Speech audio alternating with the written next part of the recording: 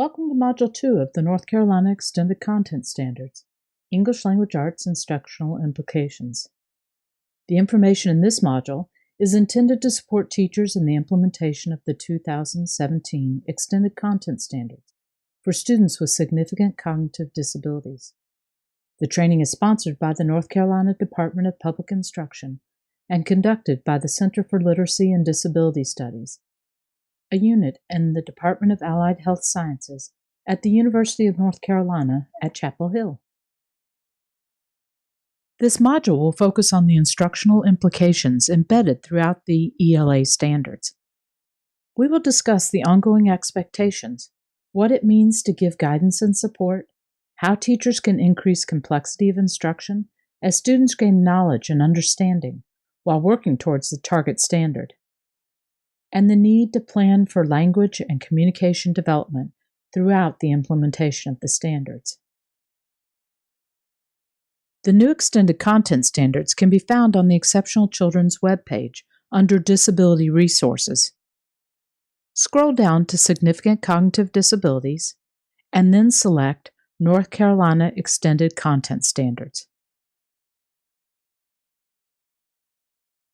As discussed in Module 1, there were several changes made to the ELA standards, such as simplifying the language within the standards, adding handwriting to reading foundations, and omitting or integrating standards.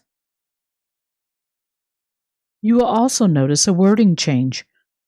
Prompting and support has been replaced with guidance and support. Let's discuss the reason for this change.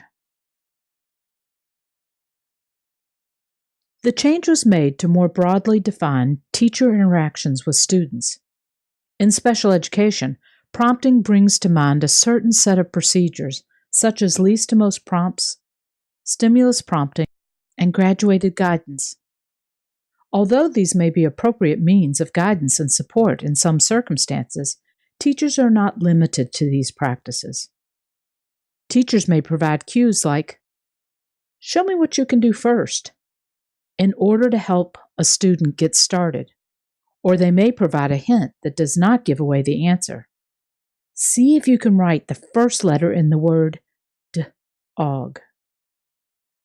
Teachers may also provide support such as communication systems, which will support students in being as independent as possible, and they might use strategies like partner-assisted scanning to maximize student access to a wide range of materials. In general, guidance and support during instruction should be interpreted as teacher encouragement, general assistance, and informative feedback to support student learning.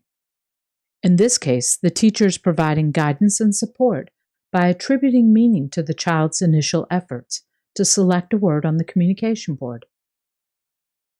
Ayana, I see you said like. While she points to the symbol on the same communication board and then adds, like, you like the machine, while pointing to like again. We will pause the module so that participants can complete the activity. Please find the handout titled Cueing or Prompting.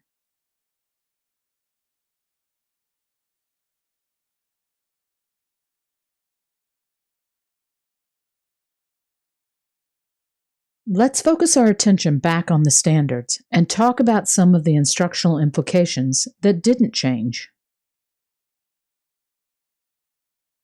One thing that didn't change is that standards continue to support learning that builds over time.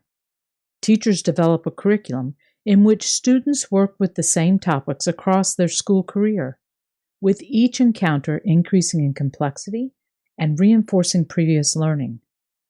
The idea is that each time a student encounters a topic, the student expands their knowledge or improves their skill level. For example, Reading Literature Standard 1 is about reading the text to determine what it says explicitly and what it infers, and it also requires students to be able to cite text to support conclusions. In kindergarten, this means that students need to be able to identify the details in familiar stories. By 6th grade, Students must determine what the text says explicitly and make simple inferences. By the end of high school, students should be able to analyze a text to determine its meaning and cite textual evidence to support their understandings. Each successive grade level covers the same topic, but in increasingly complex ways. Another aspect of instruction that didn't change is the goal of teaching. Teachers help students acquire knowledge, skills, and understandings that they can apply to different situations and contexts. This idea is built into the standards across all grades and subjects. This idea is in direct opposition to the kind of skill mastery we have often sought for students with significant cognitive disabilities. Let me illustrate the idea with a quick story. I taught middle school for a long time. One year, I was beginning a unit on comparing the points of view of two characters in a story. In elementary school, the students had learned about characters and settings and how to identify characters' feelings and actions. They learned to describe familiar characters, and they had compared two characters from a story. When they came to middle school, we reviewed these ideas about characters using familiar books. The students knew the characters in their familiar stories and could use the knowledge to successfully complete the tasks I presented. As I began the new unit on comparing points of view, I chose to use unfamiliar texts, adapted versions of age-appropriate middle school books. My students struggled mightily. Then, I had the big aha moment. I asked one of the students to identify the character in the book, a skill I knew he had previously learned. He sat for a minute and repeated the word character. Then his face lit up. I thought he had it until he said, "Pinocchio is a character," and he proceeded to tell me all about Pinocchio. I realized that all of the instruction we had provided about characters had been in familiar books with familiar characters. We taught him how to use the knowledge of those characters to answer specific questions about specific books. We had not prepared him to identify characters in unfamiliar books, and we certainly had not prepared him to compare characters or their point of view. When working with students with significant cognitive disabilities, much of our focus should be on helping students learn to apply knowledge and skills to somewhat similar and novel situations, but not always the exact same situation. We can teach new ways of thinking using familiar texts, but we must also help students learn to apply those new ways of thinking to unfamiliar texts. The expectation that children apply knowledge and skills requires us to provide students with the repetition of learning that they need, but using a wide variety of learning contexts and materials. Another expectation that hasn't changed is that students should be actively participating and interacting throughout learning activities.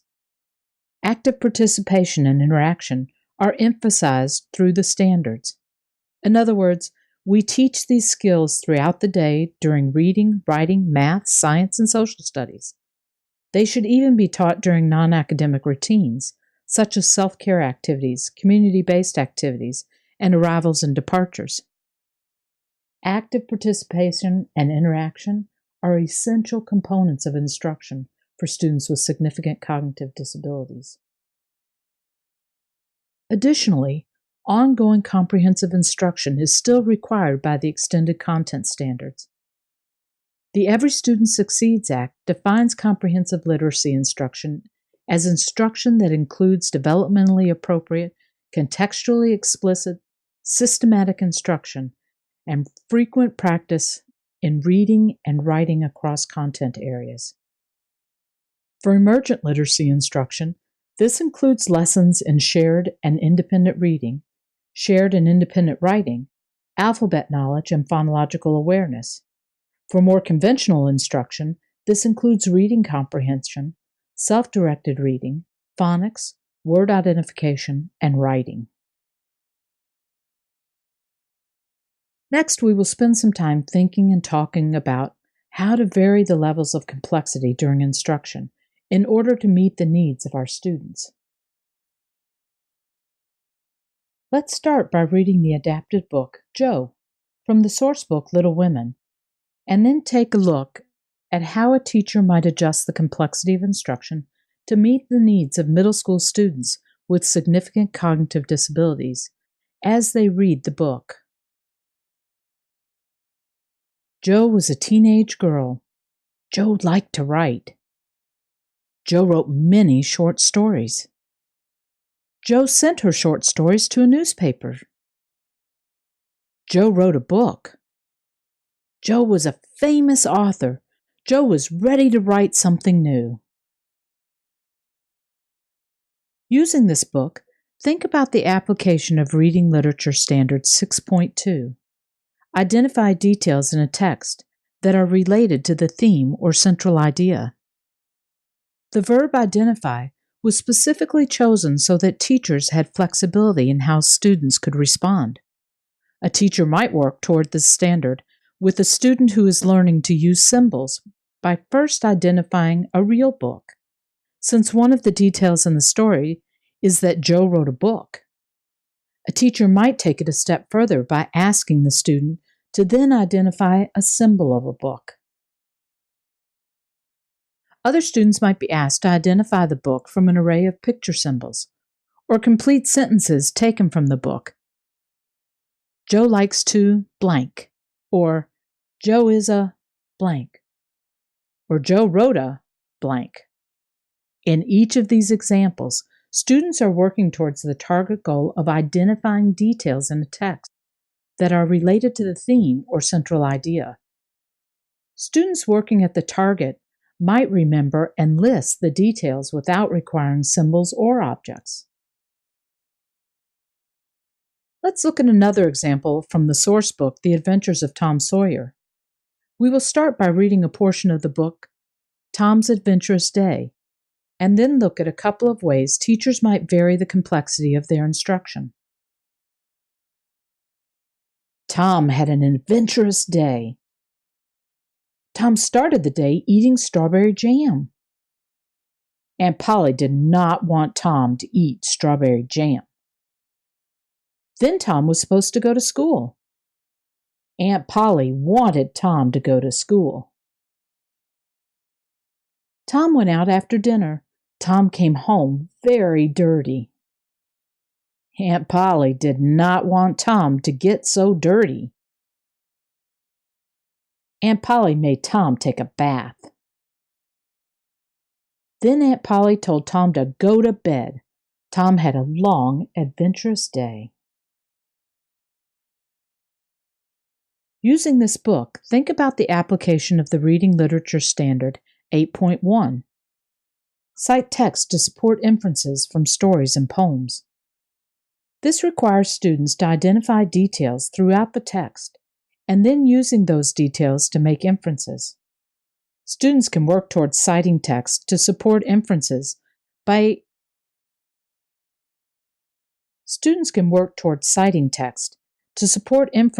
engaging in repeated shared reading of books that have familiar routines embedded in them, such as getting up and eating breakfast, going to school, playing outside and getting dirty and taking a bath, and getting ready for bed. Students are likely to have had some experience with some, if not all, of these routines. Teachers can use this background knowledge to help students learn to identify what step comes next in the story based on their own experiences. Being able to determine information that the author does not state directly, as in the case of identifying missing steps in a routine, is one form of making an inference. Increasing the complexity, teachers can set purposes related to identifying and remembering story elements like settings, events, and characters during shared reading or guided reading, as students learn to point to pictures or objects or use speech to identify those elements in a story. For instance, the first reading of the story, the students might be asked to read so you can tell me at least 3 things Tom does during his day. The next day, the purpose may be to Read so you can tell me at least 2 things Aunt Polly does during the story. Then again on the third reading, the student might focus on where Tom goes during his adventure. Each of these purposes makes reading the book multiple times more interesting because the students are focused on different aspects of the book, which will then help them learn to recount the story and identify details that support inferences. So, to meet student needs, teachers must consider how to vary the level of complexity based on each student's current knowledge in order to have students working towards the grade level expectations. Finally, the standards reflect the understanding that communication is essential to learning and that all individuals, regardless of the severity of their disability, require instruction that will help them develop versatile communication skills. For individuals with severe disabilities, this instruction should permeate their school day to the greatest extent possible. In the fourth and final module, we provide specific supports and examples for instruction that helps all students, even those with the most complex needs who do not use speech and cannot point to or see symbols, learn to communicate. For further details about the changes made to the ELA Extended Content Standards, please refer to the crosswalk found on the same web page as the Extended Content Standards. This concludes the module. However, please note that there are 3 additional modules available that address other aspects of the new 2017 Extended Content Standards. They are Process Change and Tools, Mathematics Instructional Implications, and Universal Design for Learning and Students with Significant Cognitive Disabilities. Thank you for your participation. If you need additional information or have questions, please contact Matthew Martinez or Dreama McCoy at the North Carolina Department of Public Instruction.